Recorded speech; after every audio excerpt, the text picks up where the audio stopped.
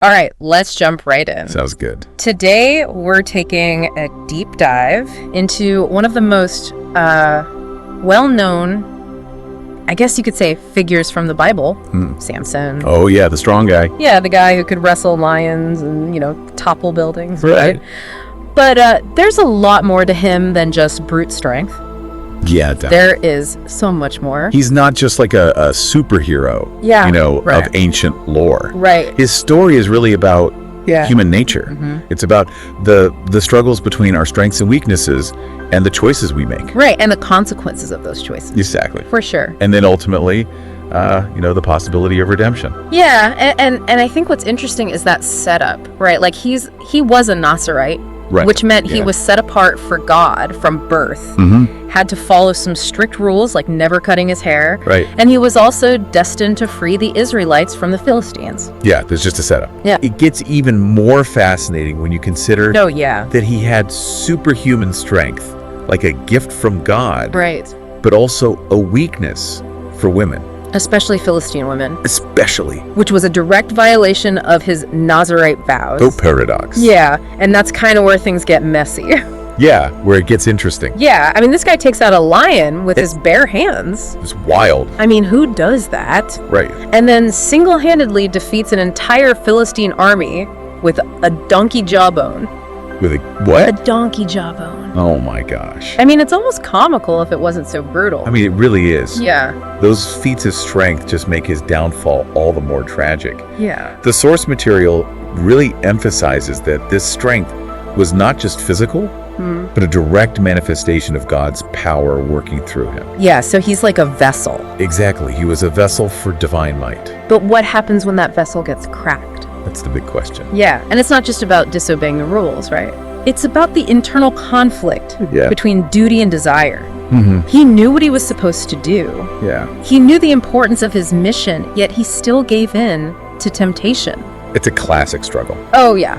I think everyone can relate to that. For sure. That tension between what we know we should do and what we just really crave, regardless of the consequence. Yeah, and Samson's story just takes that struggle and magnifies it. Yeah, puts it on like an epic scale. Amps it up to 11. Totally. And that brings us to Delilah.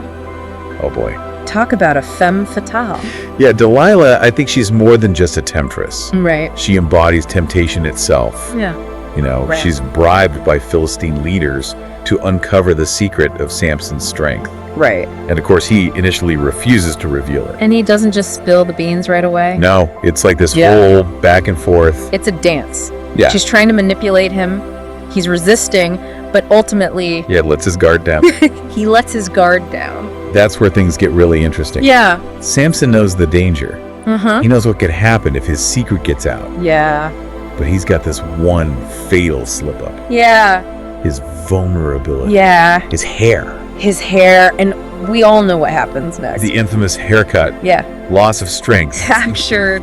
Blinded. It's a brutal fall from grace for a guy who was once invincible. Yeah, what I find fascinating, though, is this fall from grace is not just because of what's happening around him. It's driven by his own internal struggle. Right. He allows himself to be seduced. Yeah. Manipulated. Even when he knows better. It really speaks to the power of temptation. Yeah. Even for someone as strong as Samson. Totally. I mean, how many of us can relate to that in our own lives? Right. Yeah, making decisions that we know are not the best for us. Exactly. But we do them anyway. Yeah, it's a powerful reminder that even the strongest among us can fall prey to temptation. Absolutely. And that's what makes Samson's story so compelling. It's not just a tale of strength and victory. No. But also a cautionary reminder of the dangers of our own desires. And the consequences of our choices. Right. We'll be right back after a short break. It makes you think about strength in a different way. It does. It's not just about physical prowess. Right. But more about resisting our inner demons. Making those hard choices, even when faced with temptation. Yeah, and sometimes those choices, they lead us to our lowest points. Oh, absolutely. Like with Samson after his capture, right? Right. He's blinded, imprisoned, forced to perform for his captors. It's a far cry from that mighty warrior who once struck fear into the hearts of the Philistines. Oh yeah, for sure. But You know what I find interesting is it's in this moment of utter defeat that we see a glimmer of hope emerge. Really? Samson, stripped of his physical strength, confronted with the consequences of his actions, turns back to God and his prayer. It's not one of defiance, but rather it's a humble plea for redemption. Interesting. A recognition of his failings and a request for one final act of strength. Like, almost like saying, okay, I messed up. Yeah. I've learned my lesson, but please give me this one last chance. Exactly. To make things right. And that's where this story takes another unexpected turn. Okay. God, in his infinite mercy, grants Samson's request. This renewed strength wasn't a reward for good behavior, but rather an act of divine grace. Interesting. A second chance offered despite Samson's transgressions. Wow, and what a second chance. I know, right? The scene of Samson's final act of defiance is truly epic. Oh, yeah. He's brought before this massive crowd in the Philistine temple, surrounded by his enemies. All those who mocked him. Yeah, and then calling upon God, he pushes against the temple pillars. It's incredible. Bringing the entire structure crashing down, killing himself, and a huge number of Philistines in the process. It's such a powerful and deeply ambiguous ending. It is. On one hand, it's self-destruction, a violent act of revenge. But on the other, it's an act of sacrifice, of fulfillment of his destiny. But in a way that no one could have predicted. It's like a twisted form of redemption. Exactly. It really challenges those conventional notions of victory and defeat. Because he doesn't win in the traditional sense. No, he doesn't. Yet he accomplishes something far greater in his death than he ever did in life. Right. It makes you think It does. about sacrifice and justice and the power of faith, even when facing huge obstacles. Yeah, so we've got this incredible story, larger-than-life characters, divine intervention, epic battles, and a deeply symbolic ending. It's like a Hollywood blockbuster, mixed with ancient mythology and philosophy all in one. It really is, but what does it all mean for us today? What can we, the non-superhuman listeners, take away from Samson's journey? That's the question, isn't it? Yeah. I think Samson's story, despite, the ancient setting and the fantastical elements, it offers timeless insights into the human condition. Okay. It reminds us that even those blessed with great gifts and abilities are still vulnerable to temptation. And prone to making mistakes. Yeah, we all have our own Delilahs, so to speak. Interesting. Those things that tempt us to stray from our values. To compromise our integrity. Yeah, and make choices that lead to our downfall. Exactly. But it's also a story of hope. It is. Samson's final act, though flawed and destructive, demonstrates that even in our darkest moments, after making grave mistakes, there's still possibility of redemption. There is. Of finding meaning and purpose and making a difference. It's a powerful message. As we've been talking about Samson's journey, I keep thinking about the Nazirite vow, specifically the uncut hair.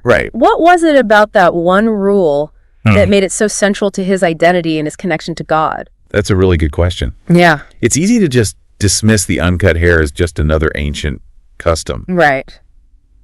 But it was a powerful symbol in Israelite culture. Okay. It signified separation from the world, a dedication to a higher purpose. So like a physical manifestation of an internal commitment. Exactly. Okay, so it wasn't just about the hair itself. It was about what it represented. Exactly. Samson's uncut hair was a visible reminder of his unique relationship with God. Okay. A symbol of the divine power that flowed through him.